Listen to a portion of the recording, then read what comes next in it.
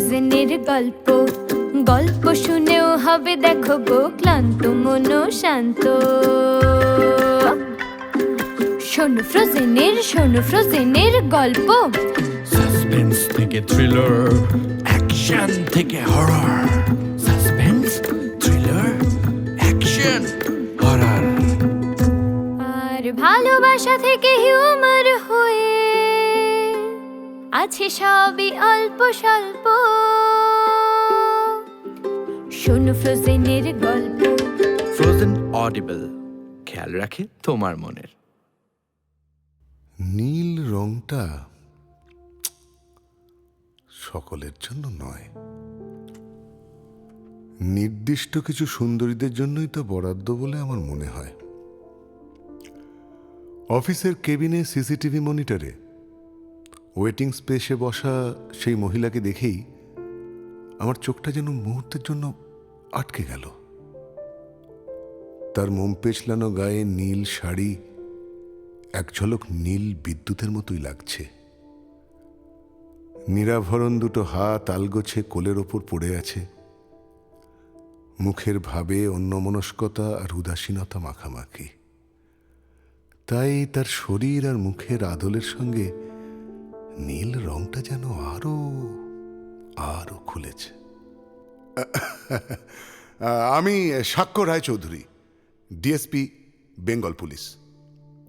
হ্যাঁ, একজন প্রশাসনিক পদে থাকাকালীন আমার সঙ্গে দেখা করতে আসা কোনো মহিলাকে এই নজরে দেখাটা যে গর্হিত অপরাধ আমি তা বুঝতে পারলেও নিজের চোখ আর মন কোনোটাকেই আমি একেবারেই আয়ত্তে আনতে পারছিলাম না। ওনাকে আরও সামনে থেকে দেখার লোভ সামলাতে না পেরে আমি এক কনস্টেবলকে ডেকে ওনাকে ভেতরে পাঠাতে বললাম। এরপর যখন উনি কাঁচের দরজার ফাঁক দিয়ে মুখ বাড়িয়ে আলতো স্বরে বললেন, আসতে পারি? সে গলাটা শুনেই আমি মুহূর্তের জন্য ছিটকে গেলাম।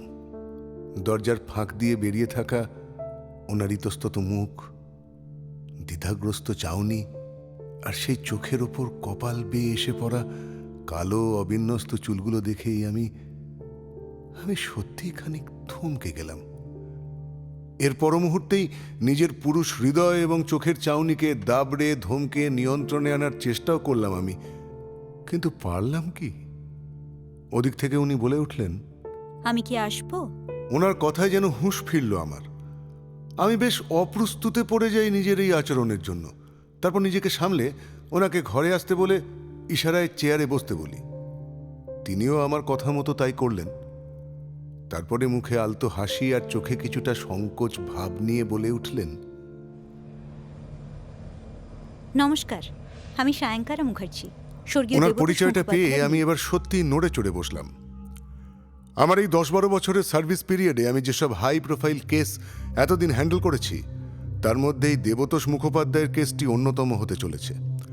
কারণ একাধারে দেবতোষ মুখোপাধ্যায় আমাদের বাংলার একজন নামকরা সাহিত্যিক, অন্যদিকে তিনি এই এলাকার একজন প্রাক্তন নেতা এবং সমাজসেবী হিসেবে বেশ পরিচিত মুখ।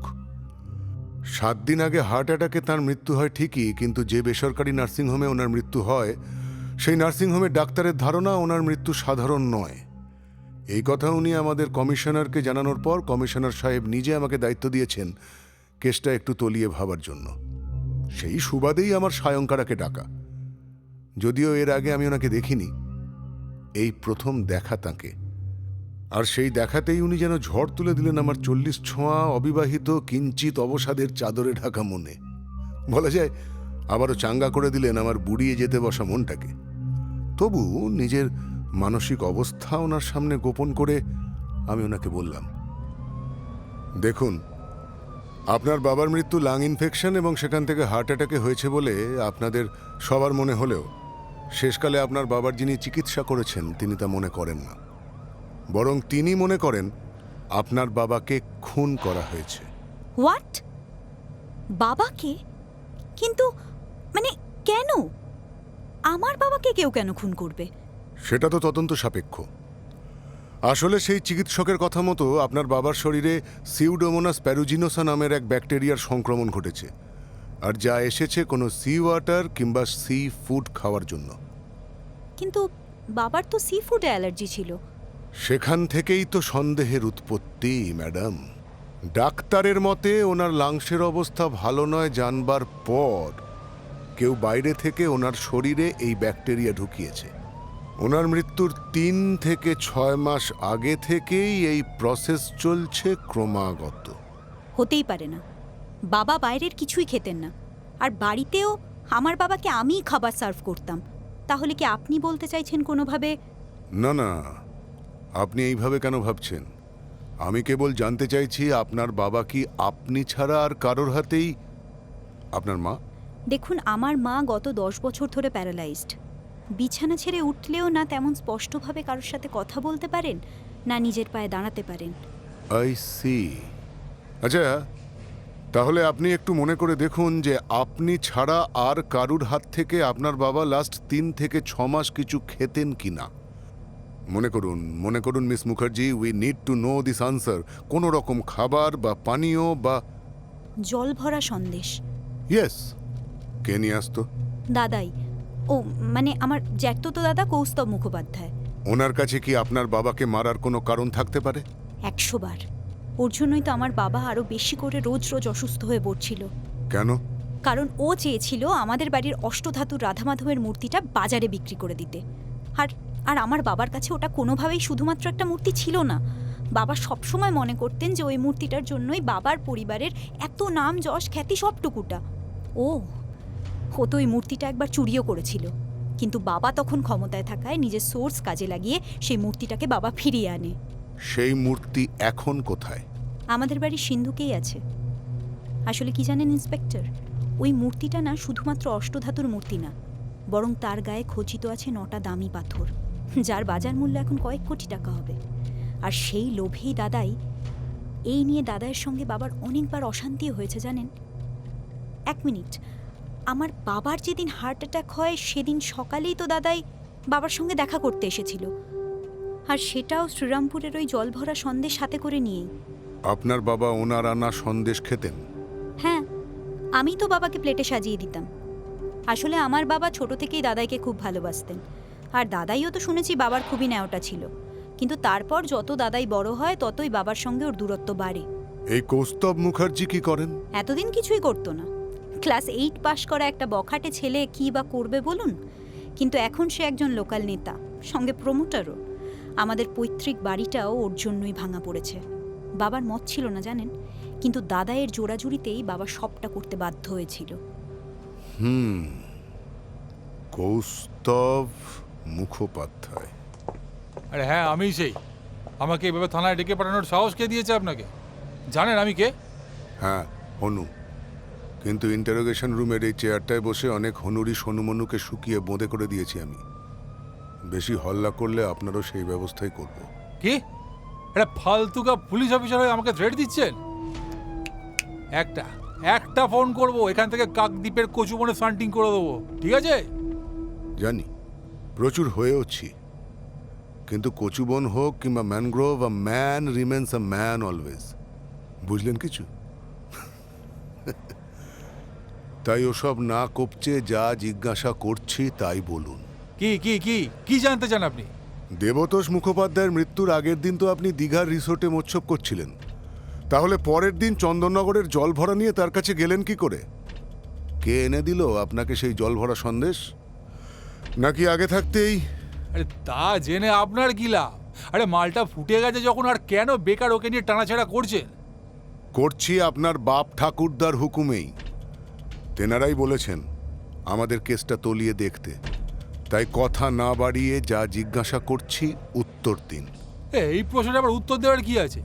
এখন অনলাইন ডেলিভারির যুগে কে আবার দোকান থেকে জিনিস কিনতে যায়? হ্যাঁ, সব ক্ষেত্রে হয় কিনা জানি না, তবে এক্ষেত্রে হয়েছে বই কি।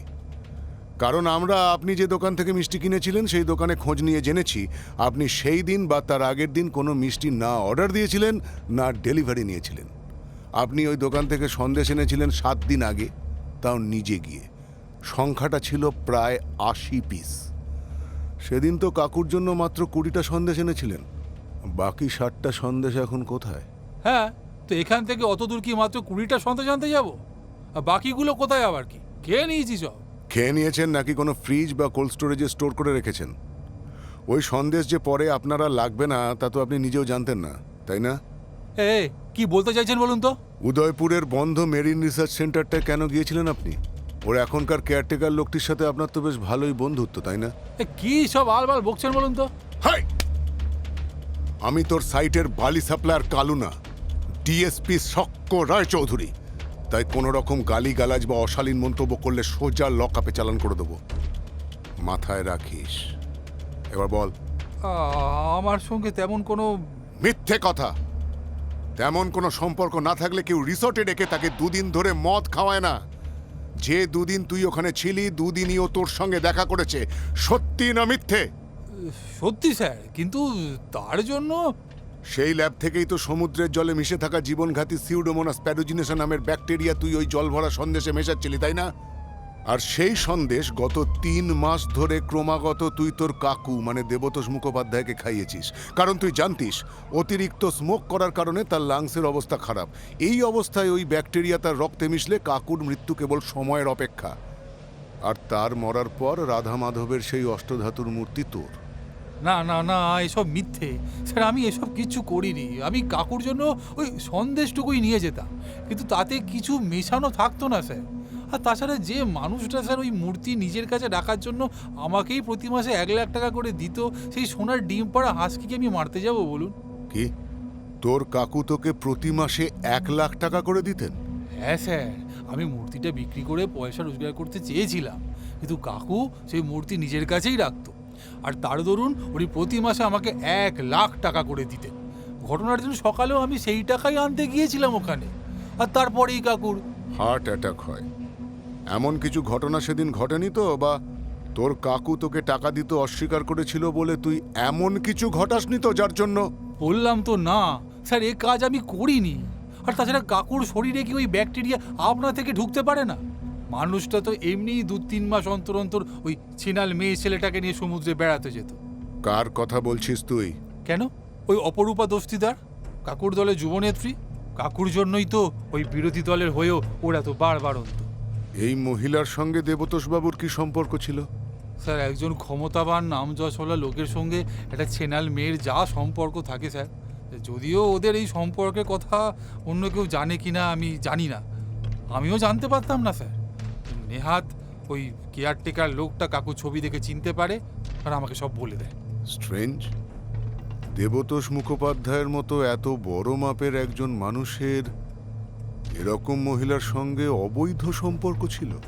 স্যার, বৈধ না অবৈধ জানি না, তবে কাকুর সারা জীবনে এরকম অনেক সম্পর্কই যে ছিল তা ওনার বিরোধী দল করতে গিয়েই আমি জানতে পেরেছিলাম। কিন্তু এ কথা আমি কাউকেই এতদিন বলিনি, কারণ দরকার পড়েনি। কিন্তু আজ বললি, আর বললি বলেই বেঁচে গেলি। নইলে আজ তোকে দেখাতাম হাউ দ্য বেঙ্গল পুলিশ আর। কি বুঝলি? জাফট। সরি মা, আজ তোমার খাওয়াটা নিয়ে আসতে খুব দেরি হয়ে গেল। আসলে সকাল থেকে পার্টির এত কাজ এলো যে... ও, তোমায় তো বলিনি, আমি বাবার বিরোধী দলের হয়ে এবার এমএলএ ইলেকশনে দাঁড়াচ্ছি। দেখো, বাবার দলের যা অবস্থা তাতে ওরা এখন আর ক্ষমতায় আসবে না। আর তুমি তো জানো, ক্ষমতা ছাড়া রাজনীতি করার কোনো মানেই হয় না। তাই নাও, খেয়ে নাও মা। আমাকে তো আবার এক্ষুনি বেরোতে হবে, বলো। নাও।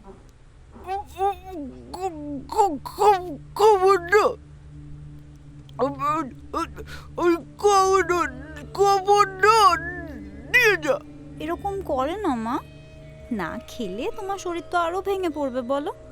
এরপর তো তোমাকে ওষুধও খেতে হবে। না না, ওষুধ খাবার কিচ্ছু খাবো না। তুই তুই তুই বেরিয়ে যা আমার ঘর থেকে। চলে যা, চলে যা, চলে যা, চলে যা, যা বলছি। এবার কিন্তু আমি খুব বকবো। আচ্ছা, তোমার এই ঘরে আমি ছাড়া আর কে আসবে বলো তো? প্লিজ মা, ট্রাই টু আন্ডারস্ট্যান্ড। তোমাকে বাকি জীবনটা এই ঘরেই কাটাতে হবে। না তুমি এই ঘরের বাইরে যেতে পারবে, না আমি ছাড়া অন্য কেউ আসতে পারবে। দেখো মা, এমনিতেই আমি খুব ঝামেলার মধ্যে আছি। একদিকে নতুন পার্টির জয়নিং সেরিমনি, সেখানকার মিটিং, পার্টি ওয়ার্কারদের সঙ্গে দেখা করা, কথাবার্তা বলা। আর অন্যদিকে পুলিশ বলছে বাবার মৃত্যু নাকি স্বাভাবিক না, বাবাকে প্ল্যান করে মার্ডার করা হয়েছে। আমাকেও বাধ্য হয়ে এবার কেস করতে হলো। এখন আমাকে সবটা তো সেই মতো আবার ভাবতে হবে বলো। পুলিশের সন্দেহটা সত্যি হলে যদিও বা আমারই লাভ, সিম্প্যাথি গেইন করা যাবে। আরে মুখটা খুলবে তো, কখন থেকে খাবার নিয়ে দাঁড়িয়ে আছি বলো। না না না, তোরাতে খাবো না, আমি খাবো না। তুই তুই একটা ডাইনি, রাক্ষসী, আমি কিছুতেই তোর হাতে খাবো না। আমার সংসার হয়ে গেছিস তুই, আমার জীবনটা শেষ করে দিয়েছিস। তোকে মানুষ করার জন্য আমি দেবতা সবকে বিয়ে করেছিলাম। আর সেই তুই তোর বাবাকে নিজের শুভ জীবনের জাদুতে ফুসলিয়ে এই বাড়িতে আমার জায়গা কেড়ে নিয়েছিলি। তুমি কাল লাগেনি। এসব কি সিরিয়ালের ডায়লগ মারছো মা? দেখছি আমার উপর থেকে তোমার রাগটা আর গেল না। তুমি দেবতোষ মুখোপাধ্যায়কে বিয়ে করেছিলে নিজের জন্য, আমিও ওনাকে। তাছাড়া এই সংসারে আমি তোমার জায়গা নিতে কোনোদিনই চাইনি। তুমি তো আমার নিজের মা। আমার নজর তো ছিল আমার শ্রদ্ধেয় সৎ বাবা দেবতোষ মুখোপাধ্যায়ের পজিশনের দিকে। আর তাই তো বাবা আমাকে যেমন করে আদর করতে চেয়েছিল আমি তাকে তেমন করে আদর করতে দিয়েছি। উনি আমার শরীর চেয়েছিলেন, বদলে আমি চেয়েছিলাম ওনার পজিশন। লজ্জা করে না তোর? তোর বাবার মতো একজন গুণী মানুষের নামে এসব বলতে লজ্জা করে না রে তোর? উনি শিল্পী মানুষ ছিলেন, কত বড় মাপের লেখক ছিলেন। শিল্পী মানুষদের মধ্যে এরকম এরকম একটু আধটু দোষ থাকে। তুই সেই সুযোগ নিয়ে। হ্যাঁ নিয়েছি, বেশ করেছি। সুযোগ তো সবাই নেয় মা, বাবা নেয়নি? সান্নিধ্যের ভালো লেখার সুযোগ। বাবা যে কত বড় লেখক ছিল তা আমার থেকে ভালো কেউ জানতো না মা। নেহাত সান্নিধ্য ছিল তাই। অবশ্য সান্নিধ্যর মতো দুর্বল ভীতু গরিব মানুষেরা জন্মই নেয় নিজেকে উজাড় করে অন্যের উপকার করতে। যেমন লিখত সান্নিধ্য আর তার ফেম নামের ক্রিমটা খেত বাবা। চুপ চুপ, একদম চুপ। মিথ্যে কথা বলছিস তুই, মিথ্যে কথা বলছিস। যা যা, চলে যা ঘর থেকে, চলে যা। আমি খাবো না, আমি আর বাঁচতে চাই না। বাঁচতে তো তোমাকে হবেই মা, সে তুমি খেয়ে বাঁচো বা না খেয়ে। ছোট থেকে আমায় অনেক জ্বালিয়েছ তুমি আর তোমার এই পীড়িতের দেবতোষ মুখোপাধ্যায় মিলে। এখন আমার পালা। আমি থাকতে এত সহজে তুমি কিছুতেই মরতে পারবে না মা। খাও খাও খাও বলছি, খাও খাও।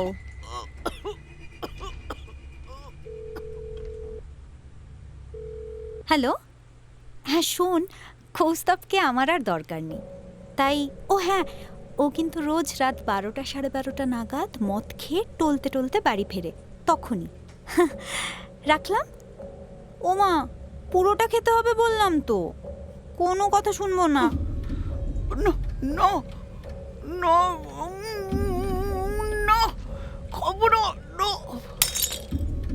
মা, এটা তুমি কি করলে? আমার সারা গায়ে ভাত মাখিয়ে। ইস, এখন আমাকে আবার স্নান করতে হবে।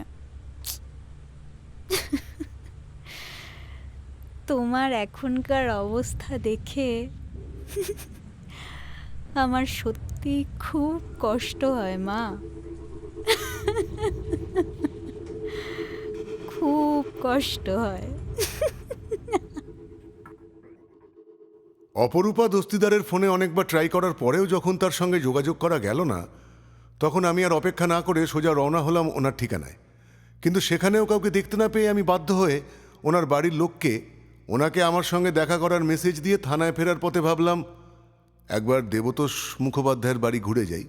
সেখানে গিয়ে সায়ংকারাকে পেলে অপরূপার সম্পর্কে আরও কিছু জানাও যাবে, আর তার সঙ্গে আরও একবার ওকে দেখাও যাবে। সত্যি বলতে কি, দুদিন আগে ওকে দেখার পর থেকে চোখ বুঝলেই ওর মুখটা বারবার ভেসে উঠছে আমার চোখের সামনে। আর তাই আমি গিয়েই পৌঁছলাম ওর বাড়ির দরজায়। গিয়ে কয়েকবার দরজার বেল বাজাতেই সায়ংকারা নিজে এসেই দরজা খুলল। আমাকে এই অসময়ে, তাও বিনা ইনফরমেশনে, একেবারে বাড়ি এসে দাঁড়াতে দেখে ও যে বেশ অপ্রস্তুতে পড়েছে তা ওর চোখ মুখ দেখেই আমি বুঝতে পারলাম। তবুও ভদ্রতা দেখিয়ে আমাকে বললেন, ও আপনি? আসুন আসুন না, ভেতরে এসে বসুন। আমি নিষ্পলকে ওর মুখের দিকে তাকিয়ে থাকতে থাকতে ঘরের ভেতরে ঢুকলাম। সদ্য স্নান সেরে মাথায় টাওয়েল আর পরনে ডিপ নেক একটা গাউন পরে দাঁড়িয়ে থাকা সায়ংকারা মুখার্জির সৌন্দর্য দেখে আমি আবারও বিহ্বল হয়ে গেলাম। ওর গা থেকে ছড়িয়ে পড়া একটা সুন্দর মিষ্টি গন্ধ ইতিমধ্যেই আমার নাকের দুই ছিদ্র দিয়ে ঢুকে আমার মন ছুঁয়ে সেটাকে ভালো লাগার বাঁধনে আষ্টে পৃষ্ঠে জড়িয়ে নিয়েছে। আর আমার চোখ আটকে রয়েছে ওর টাওয়েল বাঁধা ভিজে চুলের মধ্যে দিয়ে আচমকা বেরিয়ে আসা একটা জলের বিন্দুকে দেখে।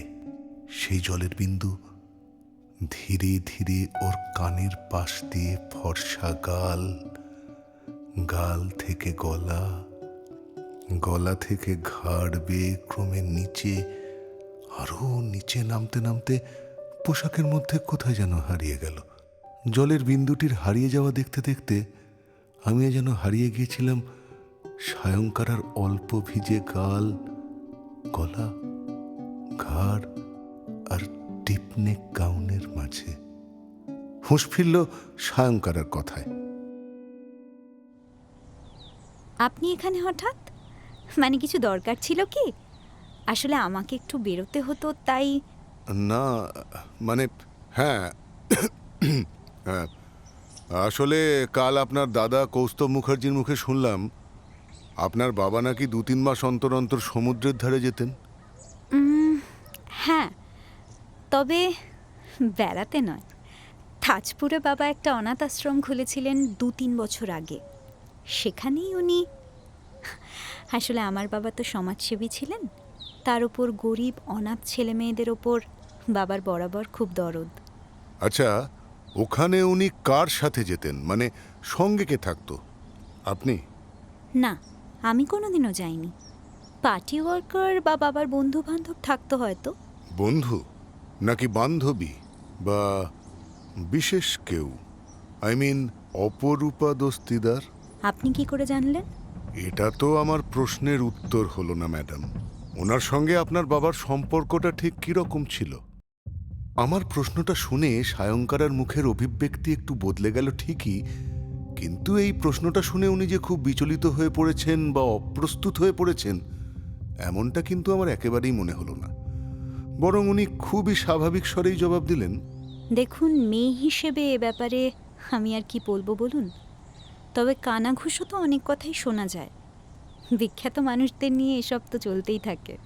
তবু যা রটে তার কিছুটা তো বটে, তাই। দেখুন, আমি বলতে পারবো না। আপনি বরং অপরূপা দস্তিদারকে ডেকেই জিজ্ঞেস করে নিন সত্যিটা কি। আমি অবশ্য জানি বাবার সেক্রেটারি সান্নিধ্য ঘোষালের আবার ওই অপরূপার ওপর বিশেষ দুর্বলতা আছে। এবার আপনিই বলুন তাহলে। বেশ, আমি তাহলে আজ চলি। দরকার হলে পরে আবার আসবো। সত্যি আসবেন তো? আমি কিন্তু। হ্যাঁ, অবশ্যই আসবেন। আপনার জন্য আমার দরজা সব সময় খোলা আছে, মনে রাখবেন। নিশ্চয়ই আসবো। তদন্ত যতদিন শেষ না হচ্ছে ততদিন তো। তারপর ভুলে যাবেন আমায়? আপনার চোখের ভাষা কিন্তু আমায় বলে দিয়েছে যে এত সহজে আপনি আমায় ভুলতে পারবেন না, আমিও দেব না। চলি।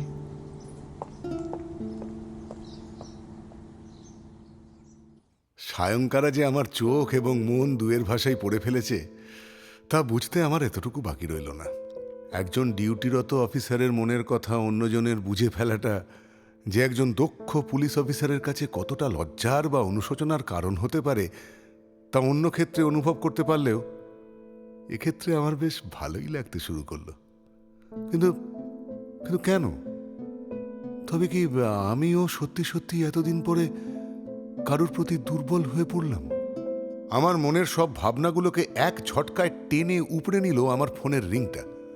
ফোনটা হাতে নিয়ে দেখি ফোন করেছে আমার এক পরিচিতা সাংবাদিক কুহেলি। হ্যাঁ কুহেলি, বলো। শুনলাম দেবতোষ মুখোপাধ্যায়ের মৃত্যুটা নাকি স্বাভাবিক নয় বলে মনে করছো তোমরা। ওনার মেয়েকে দিয়ে নাকি এই বিষয়ে তোমরা একটা কেস ফাইলও করিয়েছো ইতিমধ্যে, সত্যি? সরি ম্যাডাম, কিচ্ছু বলতে পারবো না এখন। যতক্ষণ না কোনো প্রমাণ পাচ্ছি ততক্ষণ মুখে সেলোটেপ এঁটে রাখার হুকুম আছে ওপর মহল থেকে। ডাবল গাম ইউজ করো, দেখবে একবার খুলে নিয়ে কিছু বলার পর আবার ঠোঁটে বিন্দাস আটকে গেছে, আর কেউ কিছু বুঝতেও পারবে না।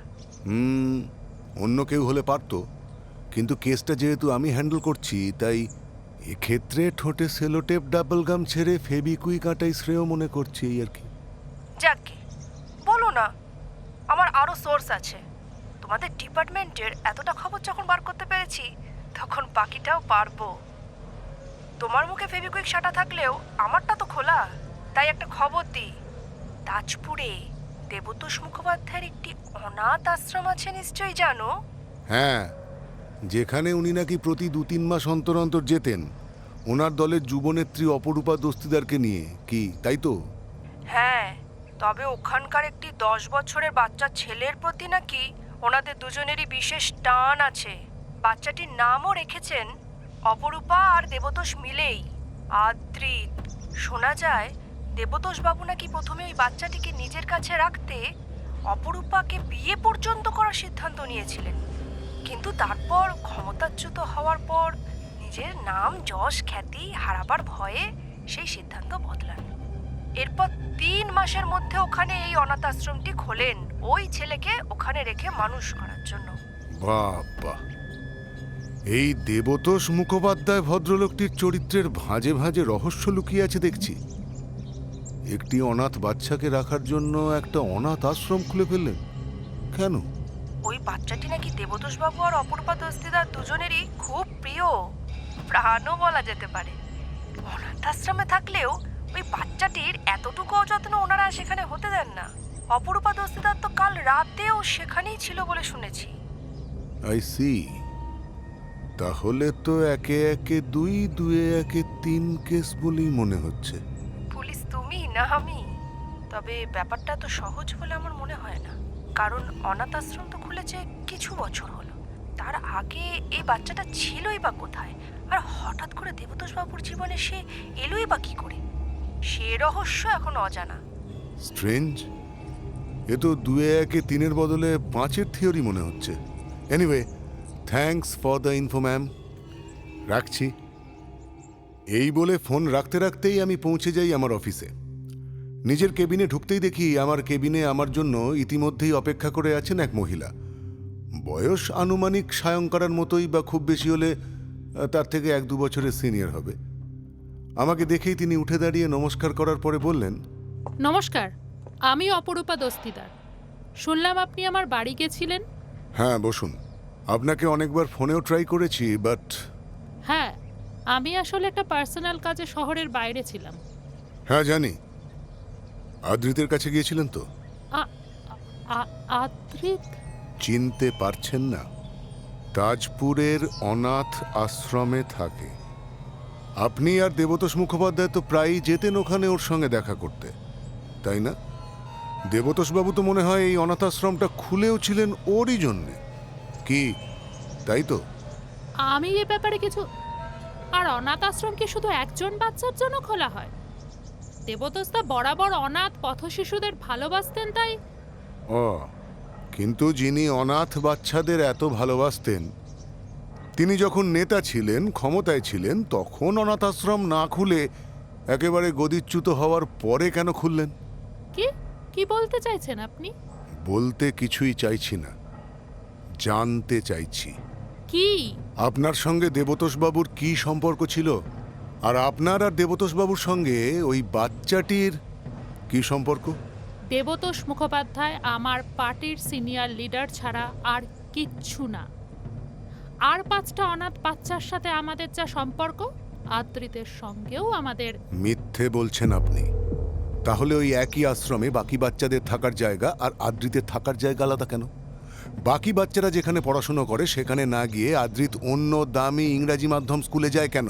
এমনকি আপনি আদ্রিতকে যতটা কেয়ার করেন ততটাই কেয়ার অন্যদের করেন না কেন? এসব আপনি কি বলছেন? কেন বলছেন? আমার সঙ্গে আদ্রিতের কোনো সম্পর্ক নেই। হ্যাঁ, দেবতোষদা অন্যদের থেকে আদ্রিতকে বেশি ভালোবাসতেন ঠিকই, কিন্তু আমি কোনোদিন। তা না হলে দেবতোষবাবুর মৃত্যুর পর আপনি একা একা ওই অনাথাশ্রমে কেন যাবেন একটু বলবেন?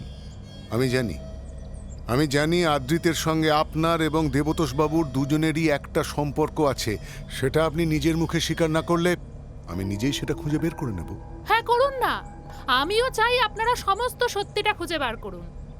আমি নিশ্চিত তা আপনি কোনো দিনই করবেন না, কারণ সেটা হলে সব থেকে বেশি যার মুখে, চরিত্রে আর ইমেজে কালি লাগবে সে দেবতোষ মুখোপাধ্যায় স্বয়ং।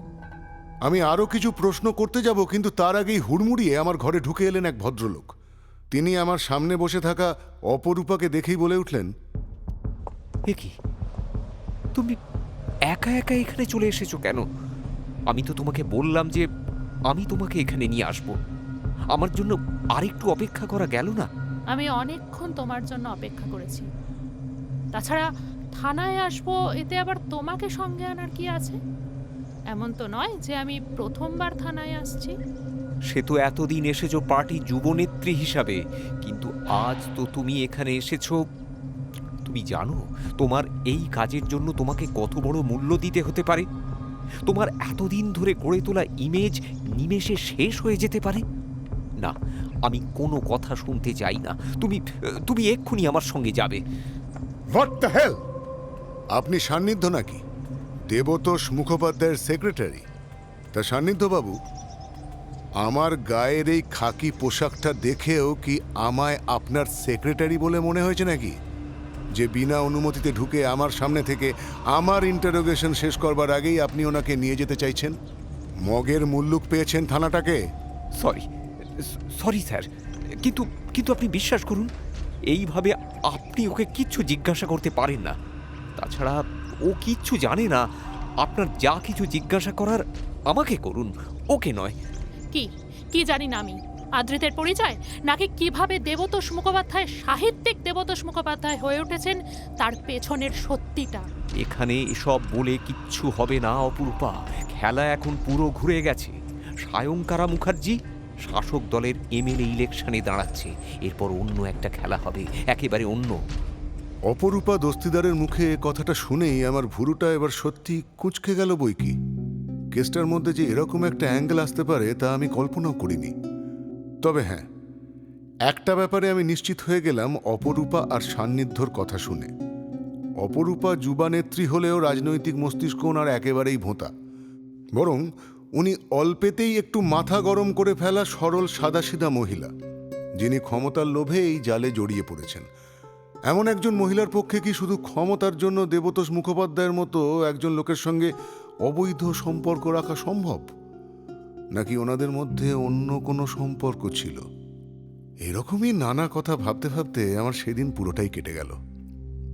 সান্নিধ্যবাবু তার সমস্ত সোর্স কাজে লাগিয়ে সেই মুহূর্তে অপরূপা দস্তিদারকে আমার সামনে থেকে উঠে আসতে বাধ্য করলেও আমি নিশ্চিত ছিলাম যে ওনার সঙ্গে আড়ালে আবার আমাকে একবার দেখা করতেই হবে। এরপরেই বেশ রাতে আমার ফোনে একটা কল এলো। ফোনটা তুলতেই ফোনের ওপার থেকে ভেসে এলো সায়ংকারার গলা। কিন্তু এখন তার গলা আমাকে মোহিত করল না, বরং মনে জাগালো নতুন এক চিন্তা। কারণ সেই গলায় বেশ ভয় আর উদ্বেগ নিয়ে সে বলে উঠল, আমাকে বাঁচান। আমাকে মনে হয় ওরা আর বাঁচতে দেবে না। কুল কুল ডাউন। কারা, কাদের কথা বলছেন আপনি? ওরা দাদাই মানে মানে কৌস্তবকেও মেরে ফেলেছে। এরপর আমাকে বাঁচান, প্লিজ বাঁচান। এরপর আরও হয়তো কিছু বলতো, কিন্তু তার আগে ওর ফোনের লাইনটা কেটে যায়। আমি বেশ কিছুক্ষণ হ্যালো হ্যালো করার পরেও কোনো সাড়া না পেয়ে মুহূর্তে ট্রাফিক কন্ট্রোল রুমে ফোন করে বলি সায়ংকারা মুখার্জির বাড়ির সামনের রাস্তায় লাগানো সিসিটিভি ফুটেজের লাইভ টেলিকাস্টের লিঙ্ক আমাকে পাঠাতে। আর সেই লিঙ্ক খুলে আমি যা দেখলাম তাতে সত্যি আমার বুকটা ধড়াস করে উঠল। দেখলাম একটা কালো হুডি পরা লোক সায়ংকারাদের বাড়ির সামনে সন্দেহজনকভাবে পায়চারি করতে করতে এদিক ওদিক দেখছে। আর তারপরেই সে মুহূর্তের মধ্যে সায়ংকারাদের বাড়ির দিকে এগিয়ে গেল। তার পিঠের নিচে গোঁজা ধারালো অস্ত্রটা সিসিটিভির ওই দুর্বল ক্যামেরাতেও এক ঝলক চিকচিক করে উঠল যেন। চমকে গেলাম আমি এই দৃশ্যটা দেখে। কি করব আমি এখন? কি করে বাঁচাবো আমি সায়ংকারাকে?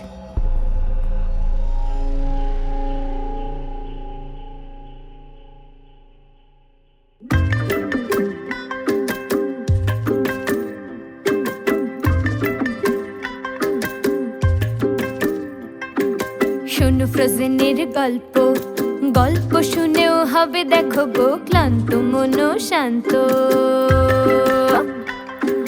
শোনো ফ্রোজেনের গল্প।